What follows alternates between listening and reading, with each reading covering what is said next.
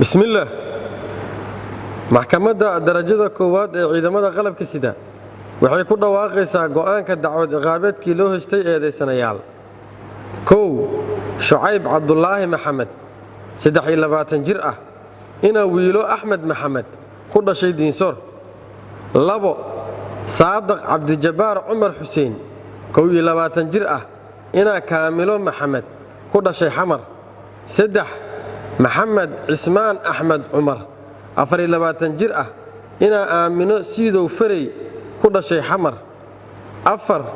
Ismaaciil Maxamed Aways 24 jir ah ina Baarliin Sheekh Aadan ku dhashay Kismaayo afarta eedeysane waxaa si wada jir ah loogu soo eedeeyay in ay ka wada tirsan yihiin kooxda Al-Shabaab gaar ahaan qaybta fulisada dilalka qorsheysan ee ka howlgasha galbeedka magaalada Muqdisho eedeysanaha koowaad Shucayb Cabdullaahi Maxamed waxaa si gaar ah loogu eedeeyay in uu fuliyay dilal ay ka mid yihiin kow 28kii bishii 2017 wuxuu degmada wadajir ku dilay marxuum Xuseen Macalin Cali Jilcow labo 9kii bishii 12aad 2017 degmada wadajir wuxuu ku dilay marxuum Yuusuf Cabdullaahi Maxamuud saddex 5tii bishii 2018 degmada wadajir wuxuu ku dilay marxuum Cabdullaahi Ibraahin Xasan Gambar afar 27kii bishii 11aad 2018 degmada Dharkeenley wuxuu ku dilay marxuum Cabdi Cali Maxamuud oo ahaa nin shacab ah oo ka ganacsada hilibka shan 14kii bishii 2018 wuxuu dhaawac xabadeed u geystay dhibane Cabdiraxmaan Maxamed Cali sidoo kale waxay ciidamada amnigu soo qabteen isagoo ku hubaysan bastoolad teete ah isla markaana uu ka soo fashilmay dilka dhibanad Baarliin Cabdi Warsame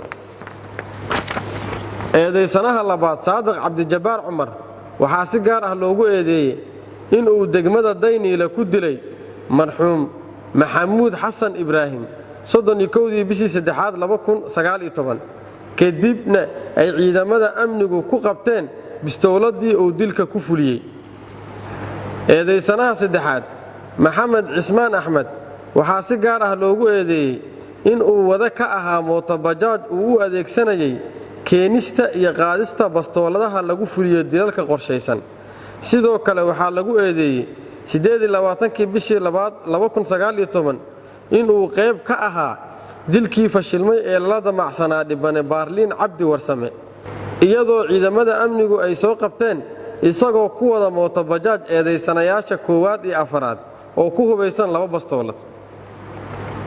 eedeysanaha afaraad Ismaaciil Maxamed Aways waxaa si gaar ah loogu eedeeyay in ciidamada amnigu soo qabteen isagoo ku hubaysan bastoolad Biljim ah isla markaana dili rabay dhibane Baarliin Cabdi Warsame doodheer kadib maxkamaddu markay aragtay qiraalka eedeysana Shucayb Cabdullaahi Maxamed uu ka hor cadeeyay garsoorka hortiisa in uu Al-Shabaab kaga biiray degmada Diinsor gaar ahaan qaybta dabagalka markii ay dawladdu la wareegtay Diinsorna ay Xamar u soo guureen ehelkiisa isagana uu dib ula xiriiray kooxda Al-Shabaab isagoo ka mid noqday qaybta fulisada dilalka qorsheysan fuliyayna dilal ay ka mid yihiin dilkii marxuum Xuseen Macalin Cali Jilcow Yuusuf Cabdullaahi Maxamuud Cabdullaahi Ibraahin Xasan Gambar Cabdi Cali Maxamuud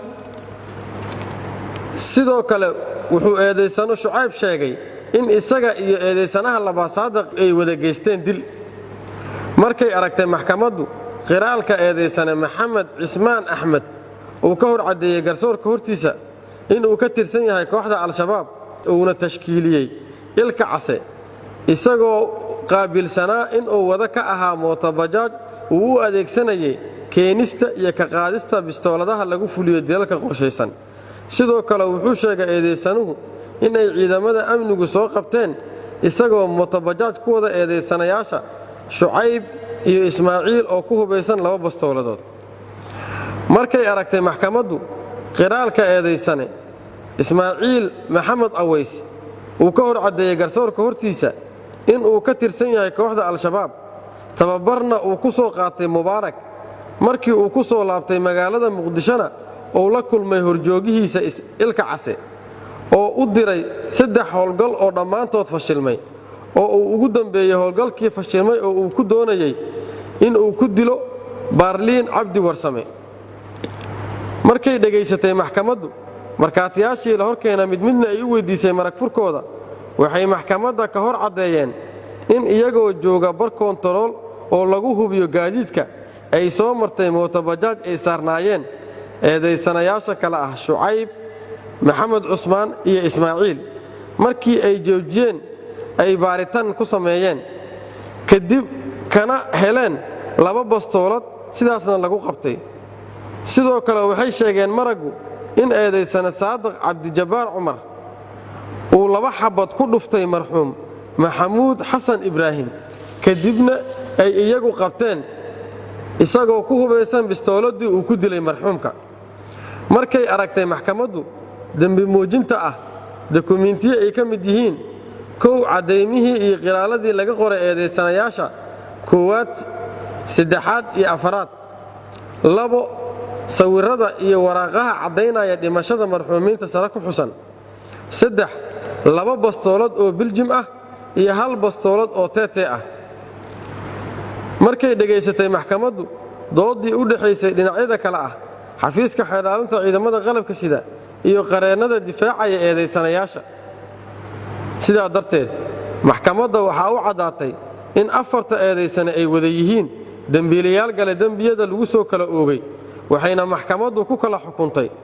1 dambiile shabaab Shucayb Cabdulaahi Maxamed dil toogasho ah